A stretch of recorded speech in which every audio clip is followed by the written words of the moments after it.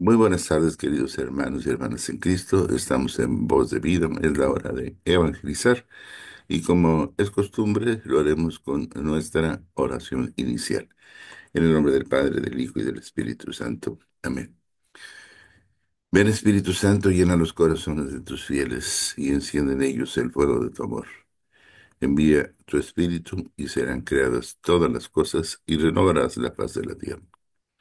Oremos. Oh Dios, que has instruido los corazones de tus fieles con la luz del Espíritu Santo, concédenos que sintamos rectamente con el mismo Espíritu y gocemos siempre de su divino consuelo por Jesucristo nuestro Señor. Amén. En nombre del Padre, del Hijo y del Espíritu Santo.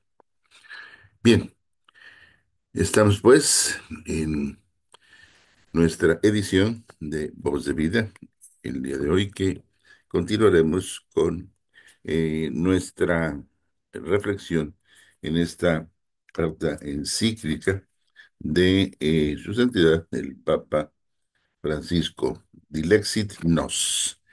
Espero que, no sé si podamos ya quizás terminarla hoy. La última semana, la semana pasada, estuvimos viendo sí, algunas de las reflexiones de espiritualidad de diferentes santos, personajes de nuestra fe católica, algunas resonancias en esta historia de la espiritualidad. Continuaremos hoy con esta reflexión ahora de San Francisco de Sales. Sí, nos dice que él se dejaba iluminar especialmente por el pedido de Jesús: aprendan de mí, porque soy paciente y humilde de corazón. De este modo, decía, en las cosas más simples, ordinarias, le rogamos el corazón al Señor. Hay que tener cuidado de servirle en cosas grandes y altas y en pequeñas y abyectas, pues con unas y con otras podemos arrebatarle el corazón mediante el amor. Tantos leves detalles de caridad ordinarios, ese dolor de cabeza o de muelas, una indisposición, la palabra desabrida del marido o de la esposa, la rotura de un cristal, un desprecio o una burla, la pérdida de los guantes, de un anillo, de un pañuelo, la insignificante molestia que supone ir a acostarse temprano, levantarse al alba para hacer oración antes de comulgar, la vergüenza que se siente al cumplir con ciertos deberes de piedad públicamente. En una palabra, todos los sufrimientos recibidos y practicados con amor agradan mucho a la bondad divina. Pero, en definitiva, la clave de nuestra respuesta al amor del corazón de Cristo es el amor al prójimo. Un amor firme, constante, invariable, que no deteniéndose en nimiedades ni en las cualidades o condiciones de las personas, no está sujeto a cambios ni a las animadversiones. Nuestro Señor nos ama sin interrupción. Soporta tanto nuestros defectos como nuestras imperfecciones. Es pues preciso que hagamos nosotros lo mismo con respecto a nuestros hermanos, no cansándonos nunca de soportarlos. San Carlos de Foucault quería imitar a Jesucristo, vivir como Él, actuar como Él actuaba, hacer siempre lo que Jesús habría hecho en su lugar. Para que este objetivo se cumpliera en plenitud, necesitaba conformarse con los sentimientos del corazón de Cristo. Así aparecía una vez la expresión amor por amor, cuando Él decía: deseo sus sufrimientos para devolverle amor por amor, para imitarle, para compartir su obra, ofrecerme a Él todo, la nada que yo soy, en sacrificio, en víctima, por la santificación de los hombres. El deseo de llevar el amor de Jesús, Su tarea misionera entre los más pobres y olvidados de la tierra lo llevó a tomar por divisa Jesús Caritas, con el símbolo del corazón de Cristo con una cruz clavada. No era una decisión superficial. Con todas mis fuerzas trato de mostrar y de probar a estos pobres hermanos extraviados que nuestra religión es toda caridad, toda fraternidad y que su emblema es un corazón. Y él quería establecerse con otros hermanos en Marruecos en el nombre del corazón de Jesús. De este modo, su tarea evangelizadora sería una irradiación. La caridad ha de irradiar de las fraternidades como irradia del corazón de Jesús. Este deseo lo convirtió poco a poco en un hermano universal, porque, dejando de modelar por el corazón de Cristo, quería albergar a la totalidad de la humanidad doliente en su corazón fraterno. Nuestro corazón, como el de la Iglesia, como el de Jesús, ha de abrazar a todos los hombres. El amor del corazón de Jesús para con los hombres, el amor que muestra en su pasión, ese es el que nosotros hemos de tener para con todos los hermanos. El abate Henry Jubelin, director espiritual de San Carlos de Foucault, decía que cuando nuestro Señor vive en un corazón, le da estos sentimientos, y este corazón se abaja hacia los pequeños. Tal fue la disposición del corazón de un Vicente de Paul. Cuando nuestro Señor vive en un alma del sacerdote, lo inclina hacia los pobres. Es importante advertir cómo esta entrega de San Vicente, que describe el padre Juvenil, también estaba alimentada por la devoción al corazón de Cristo.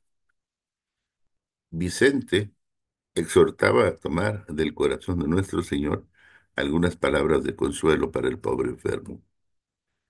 Para que esto sea real, supone que el propio corazón haya sido transformado por el amor y la mansedumbre del corazón de Cristo.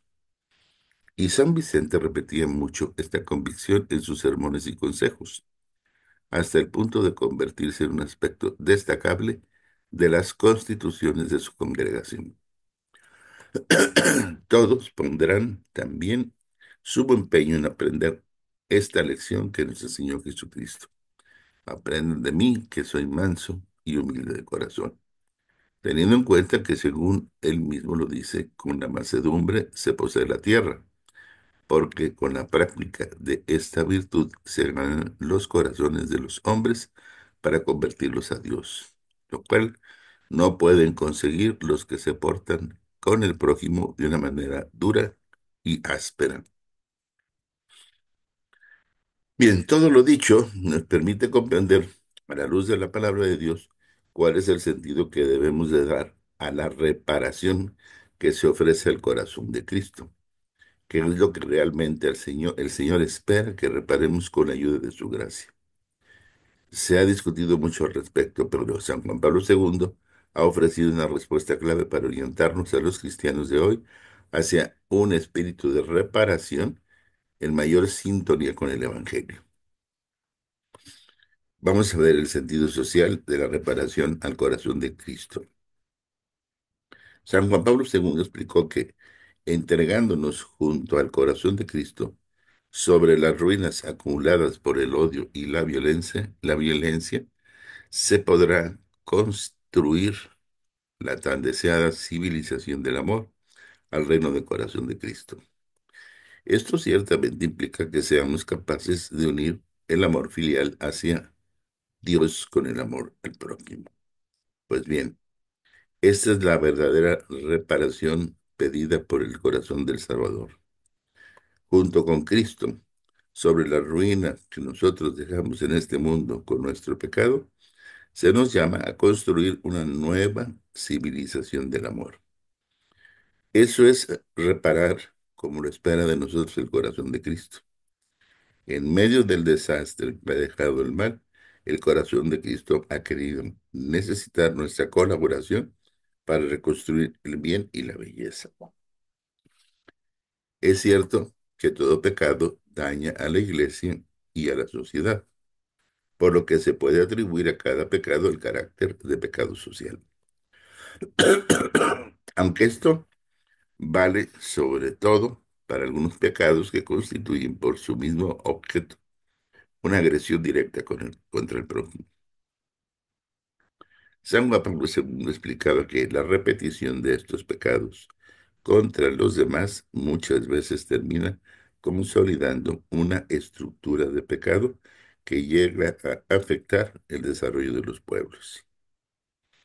Muchas veces esto se inserta en una mentalidad dominante que considera normal o racional, lo que no es más que egoísmo e indiferencia. Este fenómeno se puede definir alineación social y está alineada una sociedad que en sus formas de organización social, de producción y de consumo hace más difícil la realización de esta donación y la formación de esta solidaridad interhumana.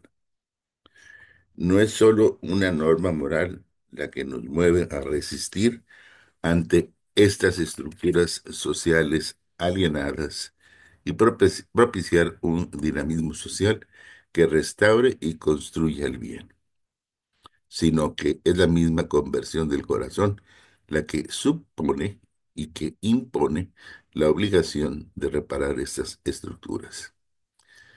Es nuestra respuesta al corazón amante de Jesucristo que nos enseña a amar. Precisamente porque la reparación evangélica posee este fuerte sentido social. Nuestros actos de amor, de servicio, de reconciliación, para que sean eficazmente reparadores, requieren que Cristo los impulse, los motive, los haga posibles. Decía también San Juan Pablo II que para construir la civilización del amor, la humanidad actual tiene necesidad del corazón de Cristo. La reparación cristiana no se puede entender solo como un conjunto de obras externas que son indispensables y a veces admirables. Esta exige una mística, un alma, un sentido que le otorgue fuerza, empuje, creatividad incansable. Necesita la vida, el fuego y la voz que proceden del corazón de Cristo. Porque hay que reparar los corazones heridos. Por otra parte, pues, por eso tampoco le basta al mundo ni al corazón de Cristo una reparación meramente externa. Si cada uno piensa en sus propios pecados y en sus consecuencias en los demás, descubrirá que reparar el daño hecho a este mundo implica además el deseo de reparar los corazones lastimados. Allí donde se produjo el daño más profundo, la herida más dolorosa. Un espíritu de reparación nos invita a esperar que toda herida pueda sanar aunque sea profunda. La reparación completa parece a veces imposible cuando las posesiones o los seres queridos se pierden permanentemente o cuando determinadas situaciones se han vuelto irreversibles. Pero la intención de reparar y de hacerlo concretamente es esencial para el proceso de reconciliación y el retorno de la paz al corazón. Vamos a ver entonces esta belleza que es pedir perdón. ¿Mm? ¿Mm? No basta pues la buena intención. Es indispensable un dinamismo interior de deseo que provoque consecuencias externas. En definitiva, la reparación para ser cristiana, para tocar el corazón de la persona ofendida y no ser un simple acto de justicia conmutativa, presume dos actitudes exigentes. Dos, reconocerse culpable y pedir perdón.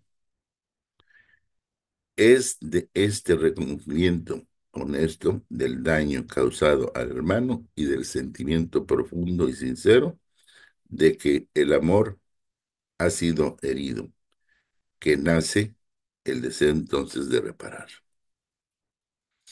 No se debe pensar que el reconocimiento del propio pecado ante los demás es algo degradante o dañino para nuestra dignidad humana. Al contrario, es dejar de mentirse a sí mismo, es reconocer la propia historia tal cual es, marcada por el pecado, especialmente cuando hemos hecho daño a los hermanos.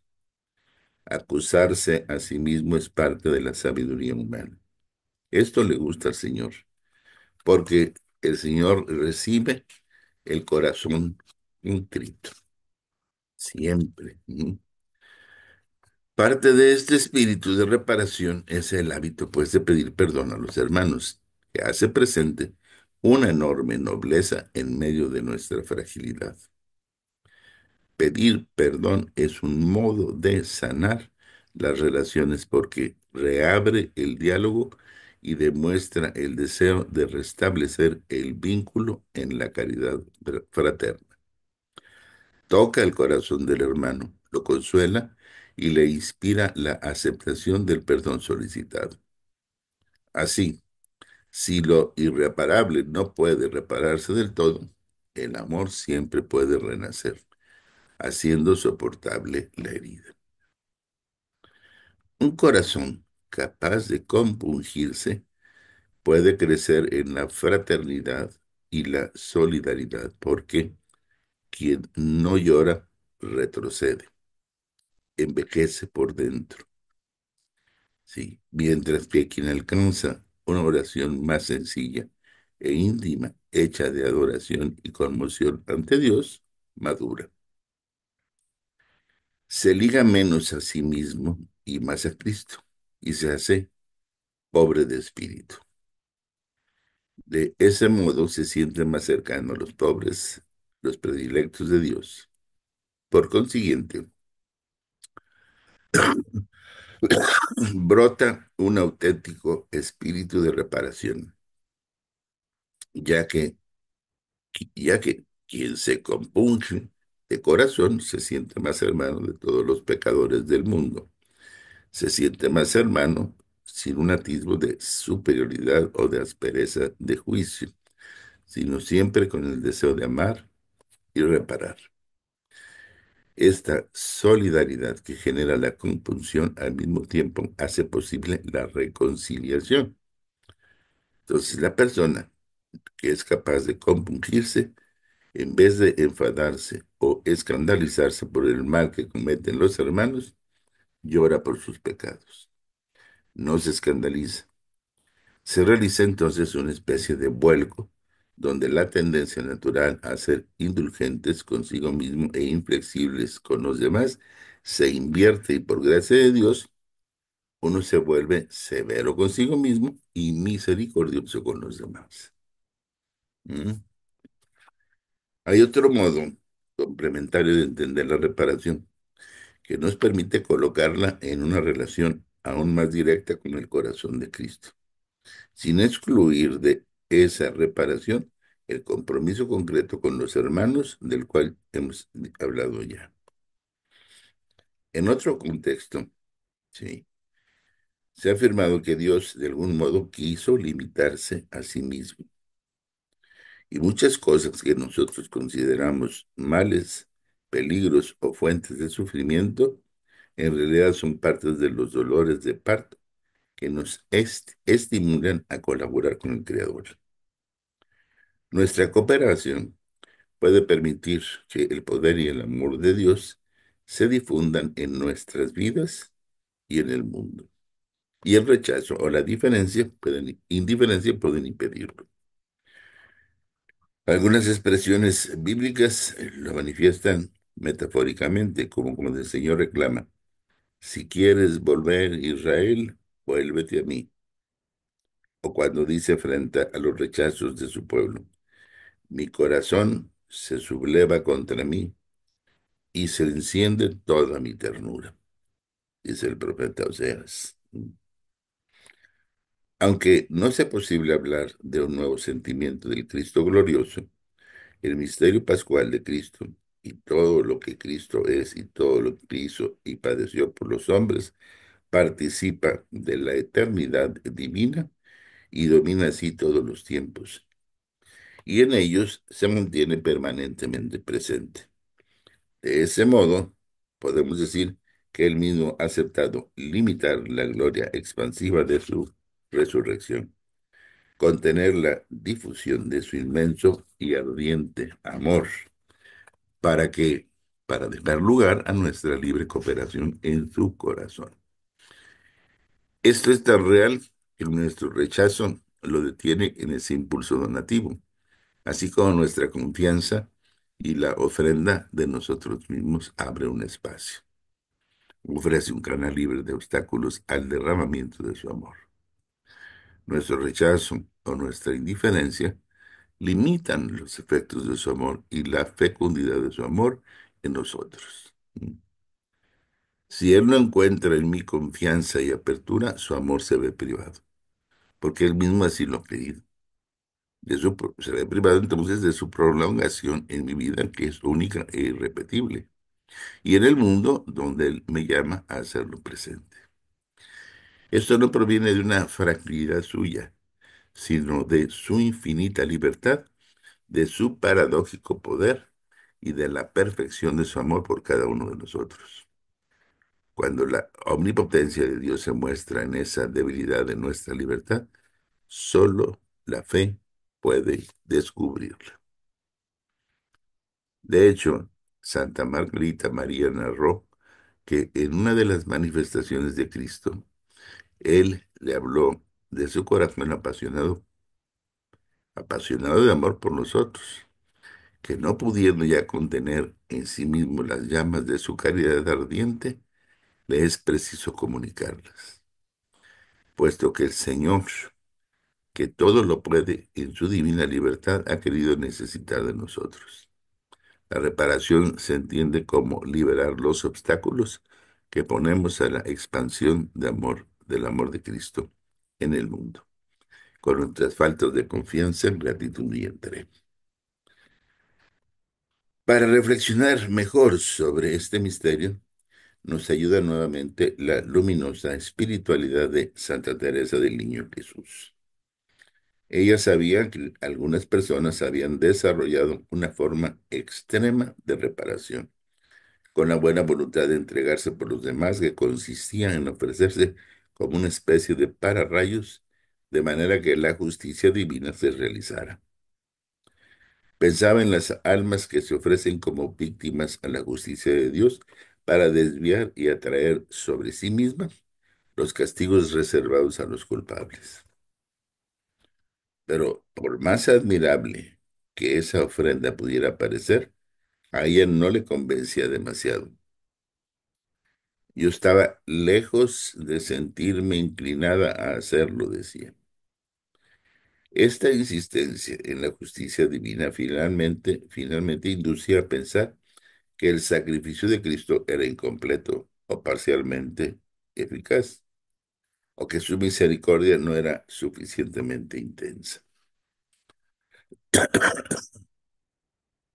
Con su intuición espiritual, Santa Teresa del Niño Jesús descubrió que hay otra forma de ofrendarse a sí mismo, donde no hay necesidad de saciar la justicia divina, sino de permitir al amor infinito del Señor difundirse sin obstáculos.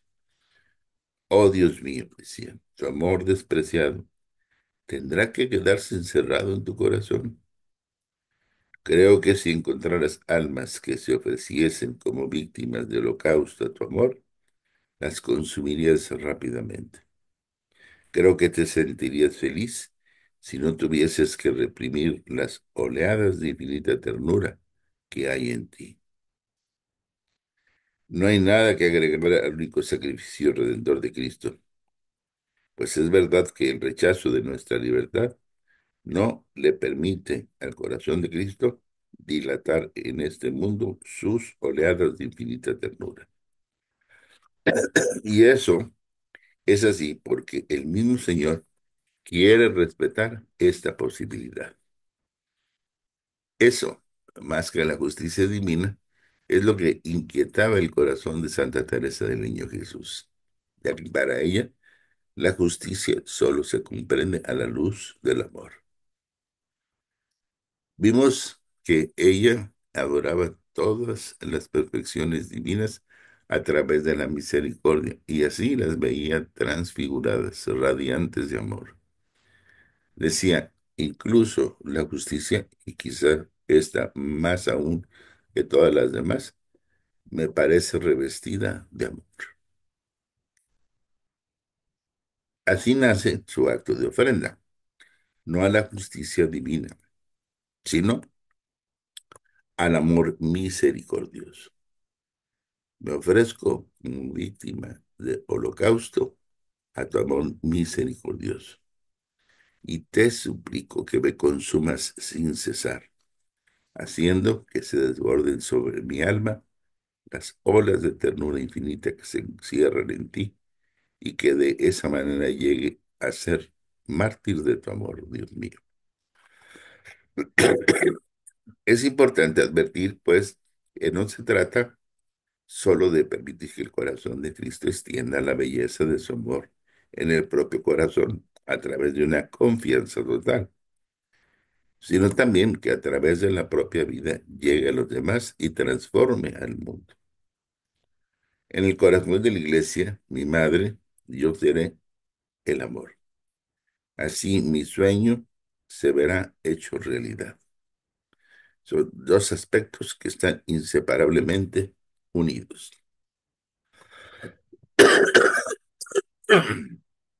El Señor aceptó su ofrenda.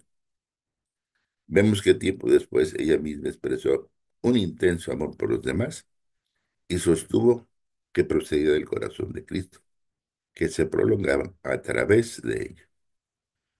Así le decía a su hermana Leonia, te quiero 1000 veces más tiernamente de lo que se quieren las hermanas normales y corrientes, ya que yo puedo amarte con el corazón de nuestro esposo celestial.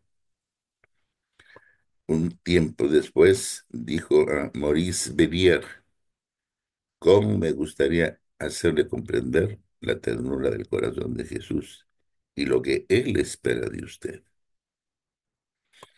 Hermanas y hermanos, como dice el Papa Francisco en su encíclica, propongo que desarrollemos esta forma de reparación, que es en definitiva ofrendar el corazón de Cristo, ofrendar a ese corazón una nueva posibilidad de difundir en este mundo las llamas de su ardiente ternura.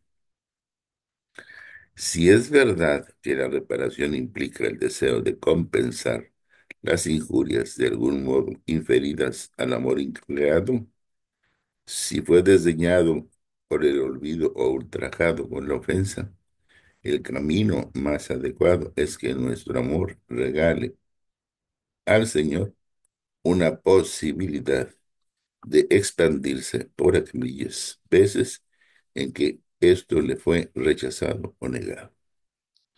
Esto ocurre si se va más allá del mero consuelo a Cristo, del cual ya hablamos en las semanas anteriores, y se convierte en actos de amor fraterno, por los cuales curamos las heridas de la iglesia y del mundo. De ese modo, pues ofrecemos nuevas expresiones al poder restaurador del corazón de Cristo. Las renuncias y sufrimientos que exigen estos actos de amor nos unen a la pasión de Cristo y padeciendo con Cristo en aquella crucifixión mística de que habla el apóstol, tantos más abundantes frutos de propiciación y de expiación para nosotros y para los demás percibiremos. Solo Cristo salva con su entrega en la cruz por nosotros. Solo Él redime, porque hay un solo Dios y un solo mediador entre Dios y los hombres, Jesucristo. Hombre él también, que se entregó a sí mismo para rescatar a todos. La reparación que ofrecemos es una participación que aceptamos libremente en su amor redentor y en su único sacrificio. Así completamos en nuestra carne lo que falta a los padecimientos de Cristo, para bien de su cuerpo, que es la iglesia. Y es el mismo Cristo quien prolonga a través de nosotros los efectos de su entrega total por amor.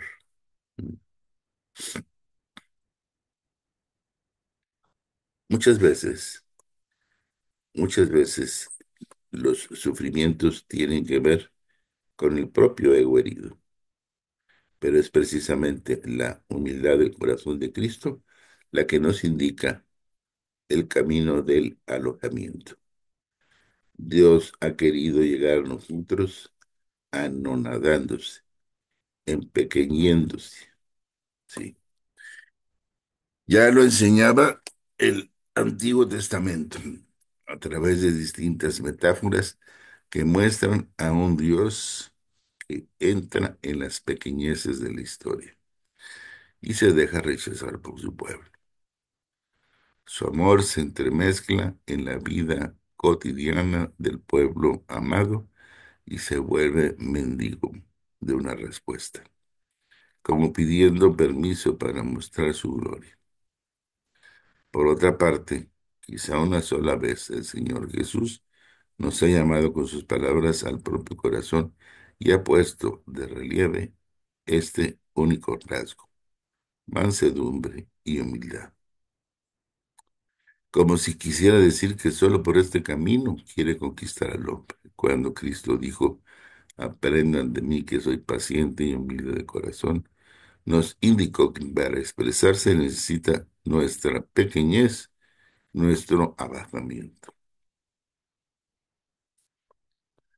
En lo que hemos dicho, es importante advertir distintos aspectos inseparables, porque esas acciones de amor al prójimo, con todas las renuncias, negaciones de uno mismo, sufrimientos y cansancios que impliquen, cumplen esta función cuando están alimentadas por la caridad del mismo Cristo. ¿Mm? Él nos permite amar como Él amó, y así Él mismo ama y sirve a través de nosotros. Si por una parte Él parece empequeñecerse, anonadarse, ya que ha querido mostrar su amor por medio de nuestros gestos, por otra parte, en las más sencillas obras de misericordia, su corazón es glorificado y manifiesta toda su grandeza.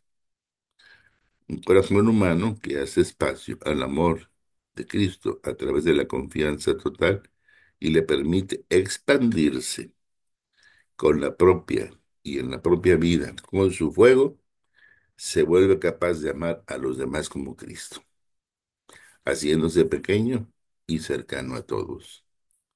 Así Cristo sacia su sed y difunde gloriosamente en nosotros, a través de nosotros, las llamas de su ardiente ternura.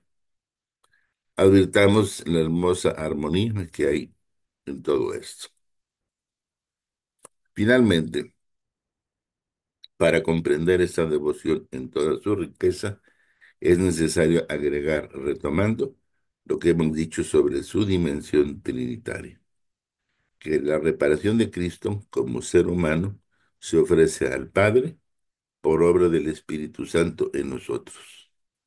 Por lo tanto, nuestra reparación del corazón de Cristo, en último término, se dirige al Padre, que se complace en vernos unidos a Cristo cuando nos ofrecemos por Él, con Él y en Él. La propuesta cristiana es entonces atractiva cuando se la puede vivir y manifestar en su integridad, no como un simple refugio en sentimientos religiosos o en cultos fastuosos. ¿Qué culto sería para Cristo si nos conformáramos con una relación individual sin interés para ayudar a los demás y sufrir menos y a vivir mejor? ¿Acaso podrá agradar el corazón que tanto amó que nos quedemos en una experiencia religiosa íntima sin consecuencias fraternas y sociales? Seamos sinceros, sí. Seamos sinceros y leamos la palabra de Dios en toda su integridad. Pero por esta misma razón decimos que tampoco se trata de una promoción social vacía de significativo religioso, de significado religioso, que en definitiva sería querer para el ser humano menos de lo que Dios quiere darle. Por eso necesitamos culminar este capítulo recordando la dimensión misionera de nuestro amor al corazón de Cristo. San Juan Pablo II, además de hablar de la dimensión social de la devoción al corazón de Cristo, se refirió a la reparación que es cooperación apostólica a la salvación del mundo. Del mismo modo, la consagración al corazón de Cristo se ha de poner en relación con la acción misionera de la Iglesia misma, porque responde al deseo del corazón de Jesús para propagar en el mundo a través de los miembros de su cuerpo su entrega total al reino. Por consiguiente, a través de los cristianos, el amor se derramará en el corazón de los hombres para edificar el cuerpo de Cristo, que es la Iglesia, y construir una sociedad de justicia, paz y fraternidad. La prolongación de las llamas de amor del corazón de Cristo ocurre también en la tarea misionera de la Iglesia, que lleva el anuncio del amor de Dios manifestado en Cristo. Lo enseñaba muy bien San Vicente de Paul cuando invitaba a sus discípulos a pedir al Señor ese corazón que nos hace ir a cualquier parte, ese corazón del Hijo de Dios, el corazón de nuestro Señor, que nos dispone a ir como Él iría y nos envía a nosotros como a ellos para llevar a todas partes su fuego. San Pablo VI, dirigiéndose a las congregaciones que propagaban la devoción al Sagrado Corazón, recordaba que el actor pastoral y misionero se inflamaba principalmente en los sacerdotes y en los fieles para trabajar por la gloria divina, cuando mirando el ejemplo de aquella intensa caridad que nos mostró Cristo, consagran todo su esfuerzo a comunicar a todos los inagotables tesoros de Cristo. A la luz del Sagrado Corazón, la misión se convierte en una cuestión de amor y el mayor riesgo en esa misión es que se digan y se hagan muchas cosas, pero no se logre provocar el feliz encuentro con ese amor de Cristo que abraza y que salva. La misión entendida desde la perspectiva de la redacción del corazón de Cristo exige misioneros enamorados que se dejan cautivar todavía por Cristo y que inevitablemente transmiten ese amor que les ha cambiado la vida. Entonces les duele perder el tiempo discutiendo cuestiones secundarias o imponiendo verdades y normas porque su mayor preocupación es comunicar lo que ellos viven y sobre todo que los demás pueden percibir la bondad y la belleza del amado a través de sus pobres intentos. No es lo que ocurre con cualquier enamorado. Vale la pena tomar como ejemplo aquellas palabras con las que Dante Alighieri, enamorado, procuraba expresar esta lógica. Cada vez que la elogio cual presea, amor me hace sentir con tal dulzura, que de obrar con sutil desenvoltura, enamora de ella a toda gente. Hablar de Cristo con el testimonio o la palabra de tal manera que los demás no tengan que hacer un gran esfuerzo para creerlo. Ese es el mayor deseo de un misionero de alma. No hay proselitismo en esta dinámica de amor. Son las palabras del enamorado que no molestan, que no imponen, que no obligan. Solo mueven a los otros a preguntarse cómo es posible tal amor, con el máximo respeto ante la libertad y la dignidad del otro. El enamorado sencillamente espera que le permita narrar esa amistad que le llena la vida. Cristo te pide que sin descuidar, perdón, la prudencia y el respeto, no tengas vergüenza de reconocer la amistad con Él. Te pide que te atrevas a contar a los otros lo que te hace bien haberlo encontrado. Al que me reconozca abiertamente entre los hombres, yo lo reconoceré ante mi Padre que está en el cielo. Pero para el corazón amante no es una obligación, es una necesidad difícil de contener. Ay de mí si no predicara el Evangelio. Había en mí un corazón como un fuego abrasador encerrado en mis huesos. Me esforzaba por contenerlo, pero no podía, decía el profeta Jeremías. No se debería pensar que en esta misión de comunicar a Cristo como si fuera solamente algo entre él y yo. Se vive en comunión con la propia comunidad y con la iglesia. Si nos alejamos de la comunidad, también nos iremos alejando de Jesús. Si la olvidamos y no nos preocupamos por ella, nuestra amistad con Jesús se irá enfriando. Nunca se debería olvidar este secreto. El amor a los hermanos de la propia comunidad religiosa, parroquial, diocesana, es como un combustible que alimenta nuestra relación de amigos con Jesús. Los actos de amor a los humanos, los actos de amor a los hermanos de comunidad puede ser el mejor o a veces el único modo posible de expresar ante los demás el amor de Jesucristo. Lo decía el mismo Señor, en esto todos reconocerán que ustedes son mis discípulos, en el amor que se tengan los unos a los otros. Es un amor que se vuelve servicio comunitario. No me canso de recordar que Jesús lo dijo con gran caridad. Cada vez que lo hicieron con el más pequeño de mis hermanos, lo hicieron conmigo. Él te propone pues que lo encuentres allí, en cada hermano y en cada hermana, especialmente en los más pobres, despreciados y abandonados de la sociedad. Sí, qué hermoso encuentro. Por lo tanto, si nos dedicamos a ayudar a alguien que no significa eso no significa que nos olvidemos de Jesús, al contrario, lo encontramos a Él de esta manera. Y cuando intentamos levantar y curar a alguien, Jesús está ahí codo a codo con nosotros. De hecho, es bueno recordar que cuando envió a sus discípulos a la misión, el Señor los asistía, dice la Escritura. Él está ahí trabajando, luchando y haciendo el bien con nosotros. De un modo misterioso es su amor el que se manifiesta a través de nuestro servicio. Él mismo le habla al mundo con ese lenguaje que a veces no puede tener palabras. Él te envía a derramar el bien y te impulsa por dentro. Para eso te llama con una vocación de servicio. Harás el bien como médico, como madre, como maestro, como sacerdote. Donde sea, podrás sentir que Él te llama y te envía a vivir esa misión en la tierra. Él mismo nos dice, yo los envío.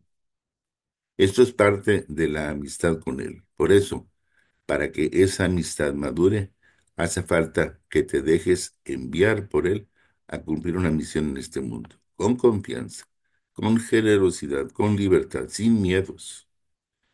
Si te encierras en tus comodidades, eso no te dará seguridad. Siempre aparecerán temores, tristezas, angustias. Quien no cumple su misión en esta tierra no puede ser feliz, se frustra. Entonces mejor déjate enviar. Déjate conducir por Él a donde Él quiera. No olvides que Él va contigo.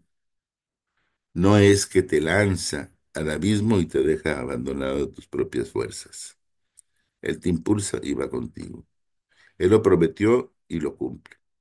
Yo estoy con ustedes hasta el fin del mundo. De alguna manera tienes que ser misionero, como lo fueron los apóstoles de Jesús y los primeros discípulos que salieron a anunciar el amor de Dios. Salieron a contar que Cristo está vivo y que vale la pena conocerlo. Santa Teresa del Niño Jesús lo vivía como parte inseparable de su ofrenda al amor misericordioso. Quería dar de beber a mi amado y yo misma me sentía devorada por la sed de almas. Esta también es tu misión. Cada uno la cumple a su modo. Y tú verás cómo podrás ser misionero. Jesús se lo merece. Si te atreves, Él te iluminará. Él te acompañará y te fortalecerá. Y vivirás una valiosa experiencia que te hará mucho bien. No importa si puedes ver algún resultado. Eso déjaselo al Señor que trabaja en los secretos de los corazones. Pero no dejes de vivir la alegría de intentar comunicar el amor de Cristo a los demás.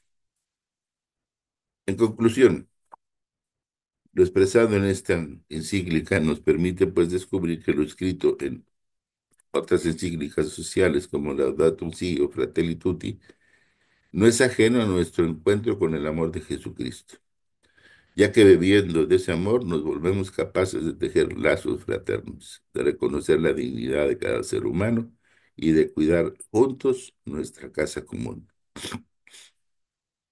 Hoy todo se compra y se paga, y parece que la propia sensación de dignidad depende de cosas que no se consiguen con el poder del dinero. Solo nos urge acumular, consumir y distraernos presos de un sistema degradante que no nos permite mirar más allá de nuestras necesidades inmediatas y mezquinas. El amor de Cristo está fuera de ese engranaje perverso y solo Él puede liberarnos de esa fiebre donde ya no hay lugar para el amor gratuito. Él es capaz de darle corazón a esta tierra y reinventar el amor allí donde pensamos que la capacidad de amar ha muerto definitivamente. La iglesia también lo necesita para no reemplazar el amor de Cristo con estructuras caducas, obsesiones de otros tiempos, adoración de la propia mentalidad, fanatismos de todo tipo que terminan ocupando el lugar de ese amor gratuito de Dios que libera, vivifica, alegra el corazón y alimenta las comunidades. De la herida del costado de Cristo sigue brotando ese río que jamás se agota, no pasa, que se ofrece una y otra vez para quien quiera amar. Solo su amor hará posible una humanidad nueva. Y concluye el Papa Francisco esta encíclica con una petición donde nos dice: pido al Señor Jesucristo que de su corazón santo broten para todos nosotros esos ríos de agua viva que sanen las heridas que nos causamos, que fortalezcan la capacidad de amar y de servir, que nos impulsen para que aprendamos a caminar juntos hacia un mundo justo, solidario y fraterno. Eso será hasta que celebremos felizmente unidos el banquete del reino celestial. Allí estará Cristo resucitado, armonizando todas nuestras diferencias con la luz que brota incesantemente de su corazón abierto. Bendito sea. Hermanos, creo que esta encíclica encierra una riqueza que no podemos dejar de pasar, no podemos ignorar, porque en toda ella nos está hablando de ese corazón de Jesús, ¿sí? De ese corazón inflamado de amor, ¿sí?